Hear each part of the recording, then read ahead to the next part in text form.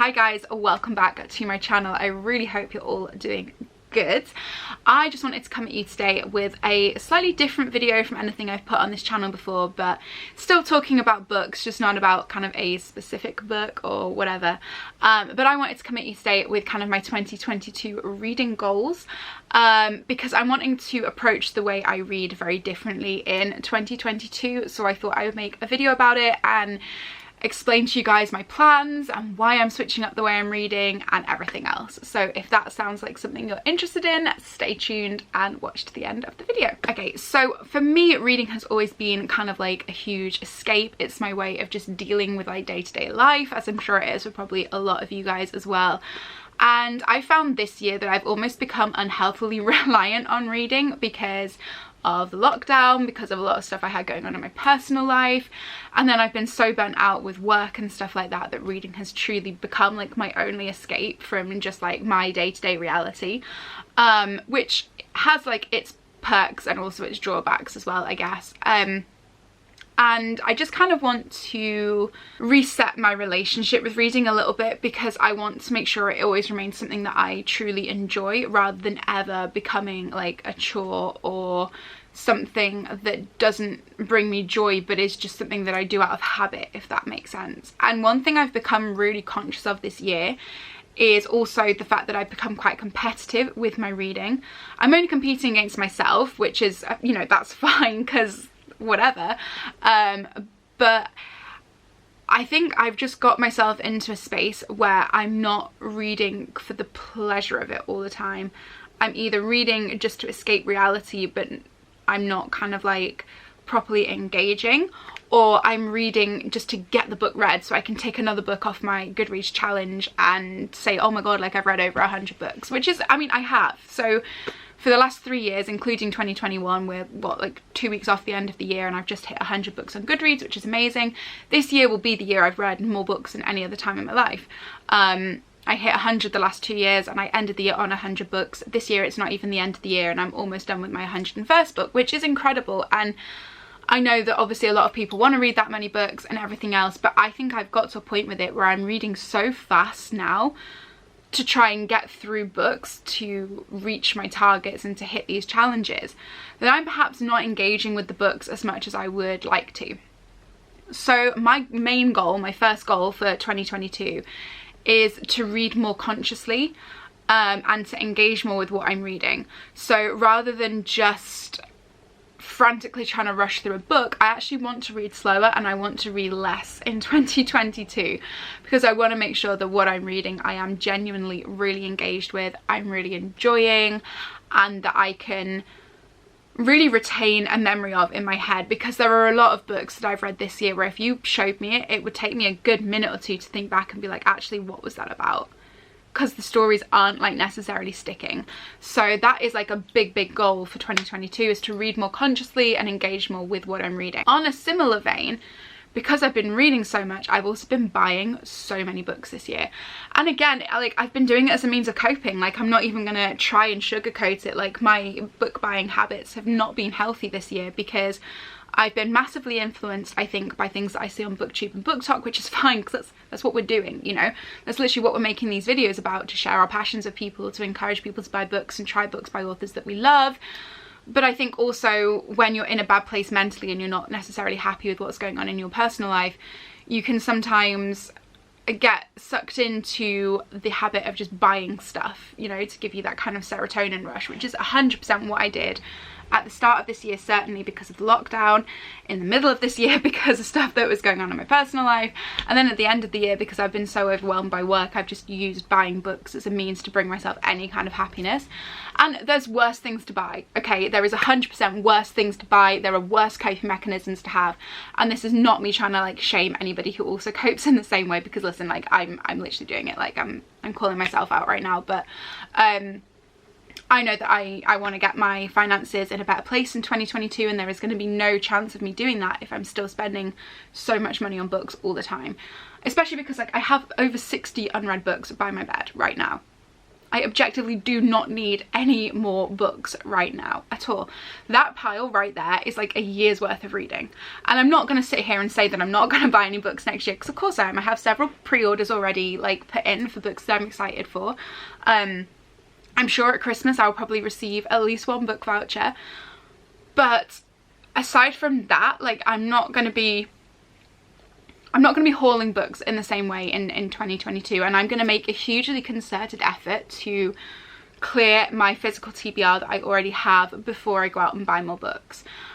Just because like it's just not sustainable to keep buying books this way. I also don't have the space for them. This little bookshelf here is 3 shelves, right? It's this one, and one further down.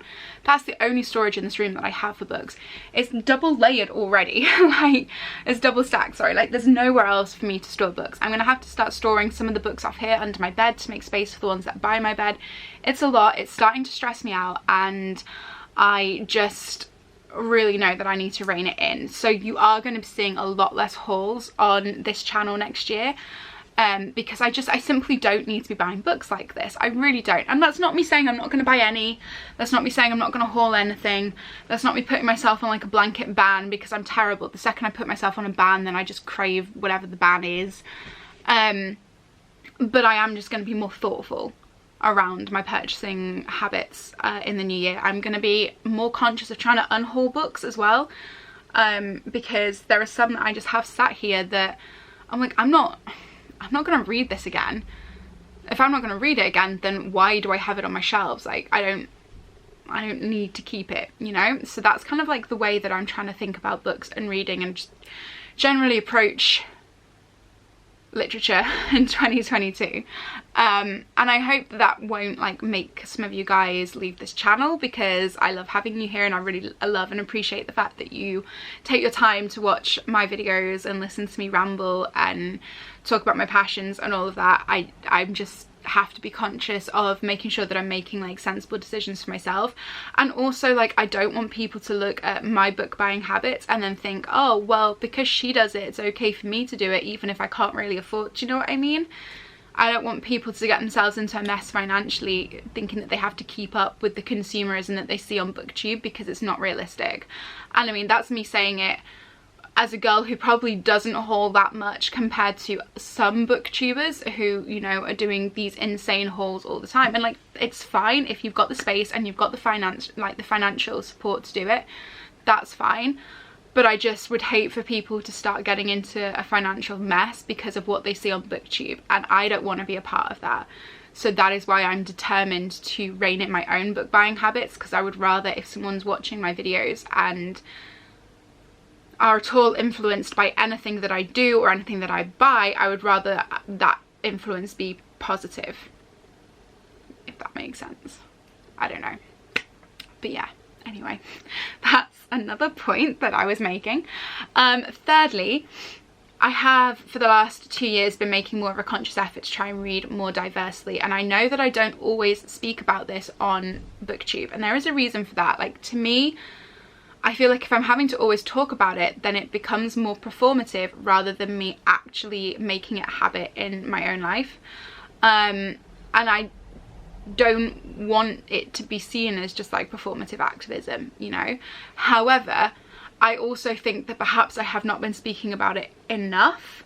So I want to strike that balance, right, this year coming up, 2022, between talking about it without it becoming like a performative aspect, because yeah, I think there's a fine line, and correct me if I'm wrong please, because obviously, you know, I'm not an expert at all on any of this, and I want to make sure that I'm doing the right thing. You know, I want to be supporting authors of colour. I want to be supporting like smaller indie authors of colour as well. That's like a huge thing for me, because I found such a love of indie authors this year. I mean, I don't talk about every book that I read on Booktube. I've never spoken about every book that I read on Booktube. I'm not really, when I first started I used to do wrap-ups and stuff, but that's not really kind of what I do these days. So I guess that you guys probably are not getting the full picture of my reading habits. However, yeah, I am conscious that that is something that I should probably talk about more without it becoming performative. So I guess this was the point that I was trying to make, very ineloquently, but there we go. That is that one. And lastly, I am going to be starting a reading journal this year. I've tried one before, but I actually just didn't like the journal that I was using, so it just kind of fizzled out. But I bought myself a journal a couple of months ago specifically for recording my reading. I'm very excited to take some time over Christmas and set it up.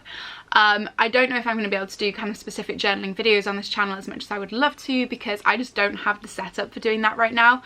When I eventually move out of here, I will kind of show you guys my room and how I've had to kind of decorate it.